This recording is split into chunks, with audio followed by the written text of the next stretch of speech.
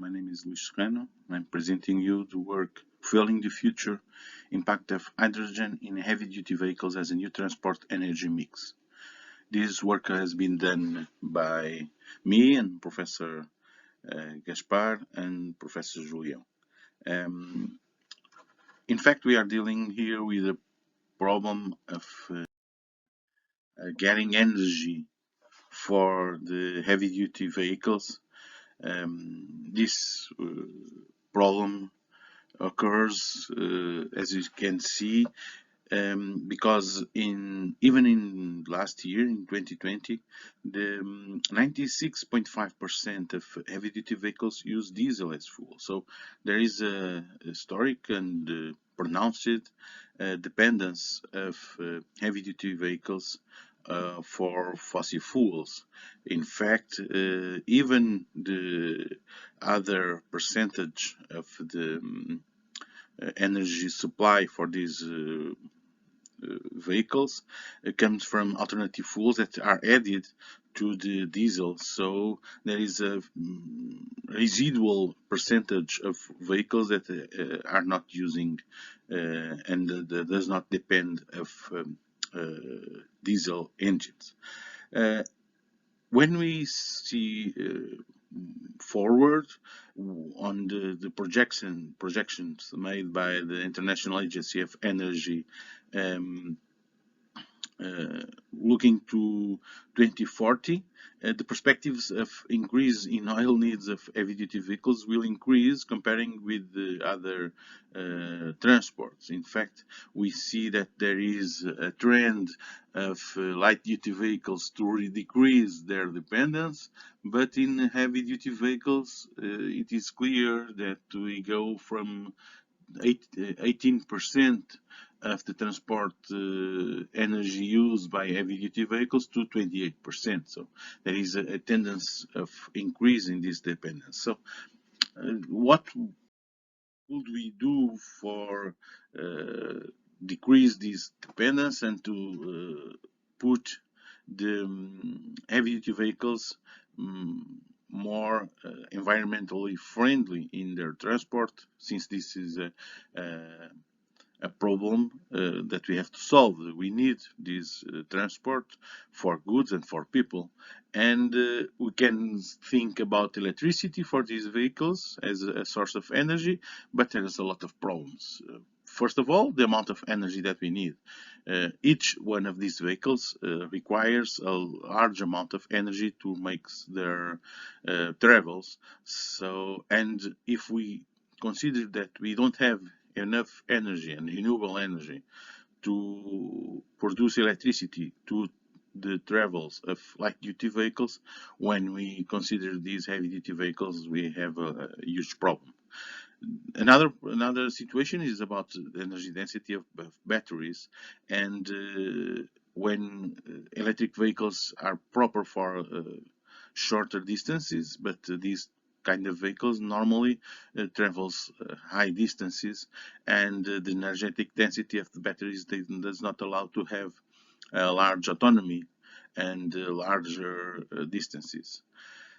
Another situation is the evolution of materials and the weight that we have in batteries. When we want a large amount of energy, we have to have a large amount of batteries.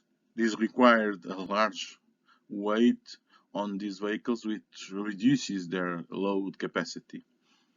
Also, the time required to recharge these kind of vehicles. When we think about 8, 9, 10 hours to recharge completely a light-duty vehicle, when you think to completely recharge a heavy-duty vehicle, the large amount of energy that we are talking about, this is a problem. Another situation is the high cost. Electric vehicles are even much or considerably higher prices than a normal vehicle, and this should be reduced. And another situation that involves some difficulty to introduce electricity for heavy-duty vehicles is the recharging infrastructure, because we need to reinforce this infrastructure, the net of electric transportation. So the question here is this: is there any other source of heavy-duty vehicles, energy source for heavy-duty vehicles that can have an impact on and reduce the impact on the CO2 for these vehicles? Well, we are thinking about hydrogen. Could hydrogen be an energy source for these kind of vehicles? Well, we here has other problems, some similar to the one addressed before for electric vehicles, but also new problems. First of all, the production of hydrogen. In fact, hydrogen is much common, but normally is connected with carbon on hydrocarbons or connected with oxygen in water. So we have to produce and separate this hydrogen. On a second perspective, we also have a big problem that is known for some years before, till now, that is the transport and storage of this hydrogen, because it's a low density gas and it requires high pressures to be in lower volumes or lower temperatures to be transported to transport a significant amount of hydrogen, and this is a known problem. Also, we have the energetic density of this hydrogen. If it is compressed or in low temperatures, we can have a high energetic density. But if not, if we have it on atmospheric pressure, it has a low energetic density. And also the time to recharge. This is a problem about how to recharge the vehicles. The high cost involved, because it's not a common technology, and it requires even now it requires large investments, and also the charging infrastructure, because we don't have an infrastructure to distribute and to supply the hydrogen. So hydrogen is also some possible solution, but not an actual solution for heavy duty, and we have to figure out if it has, in fact, lower impacts on CO2 decreasing. A perspective given by the energy government of United States, it gives us overall analysis about how can we get and how can we use the hydrogen. In fact, there is a lot of possibilities for production, for storage, for transportation. How can we use the hydrogen? It is in fact a very versatile source of energy and chemically used component. We can produce it by renewables, by nuclear, by fossil. We can use it by biomass, and we can, from this hydrogen, produce electricity. With electricity, we can produce hydrogen by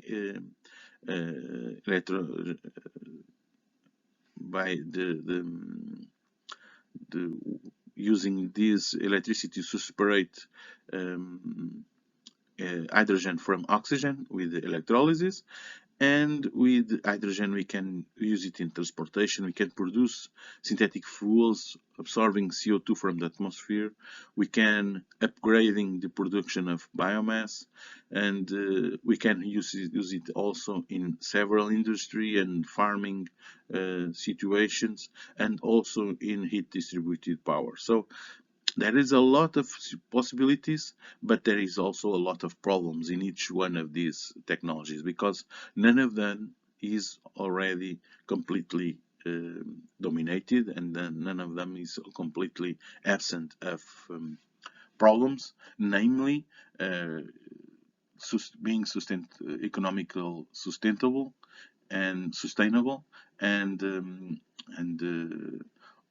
also assuring a reduction of CO2.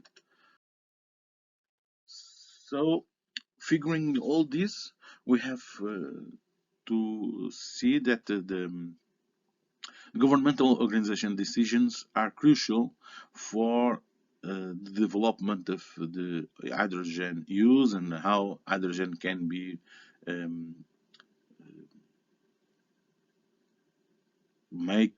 can be a possible solution for transport and for heavy duty vehicles. In fact, considering this, we have two layers of situations that we have to deal. First of all, we have the energy providers, the transportation companies, and the manufacturer. They have to deal with what is the way of using and what the decisions of the governmental organizations uh, could lead the possibility of using hydrogen, and how can this be incorporated in the transport of and the travels and the use of on the heavy duty vehicles.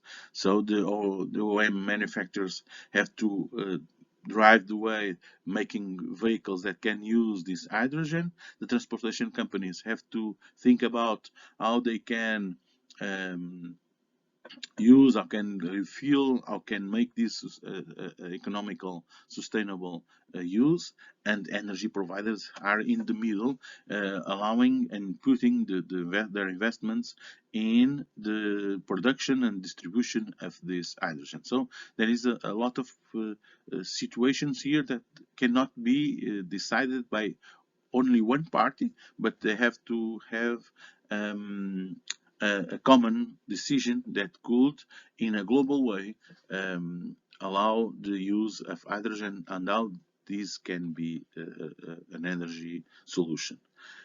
When on this analysis, we have to uh, think about three main goals: assure energetic efficiency, assure an CO2 emission reduction, and assure that the possibility is economical sustainable. This is the three vectors that should drive the decisions that could, in a final perspective, drive the companies to allow this technology of hydrogen as a possible and plausible solution for the heavy-duty vehicles. And this is the main perspective that we bring here to you.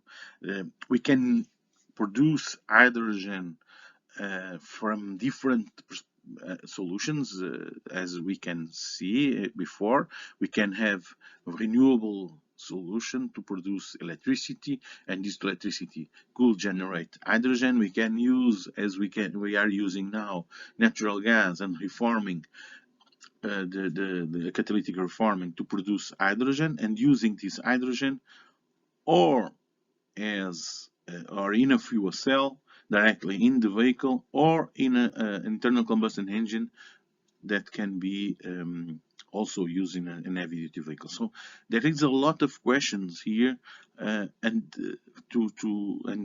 there is a lot of possibilities that should be decided, and should be reinforced the use of hydrogen in heavy-duty vehicles. We have to consider also the traditional coal, oil, and gas to produce electricity, and if this could be a solution, or if it can be used as a transition for the use of hydrogen in vehicles. Um, Also, we have to deal with other solutions that we are not pointing out now, that like the nuclear fusion or any other possibilities to produce electricity or to produce directly hydrogen that can be further introducing in either fuel cells or either internal combustion engines. But even in these two technologies, we have to develop these technologies to be more reliable and more sustainable, economical sustainable, to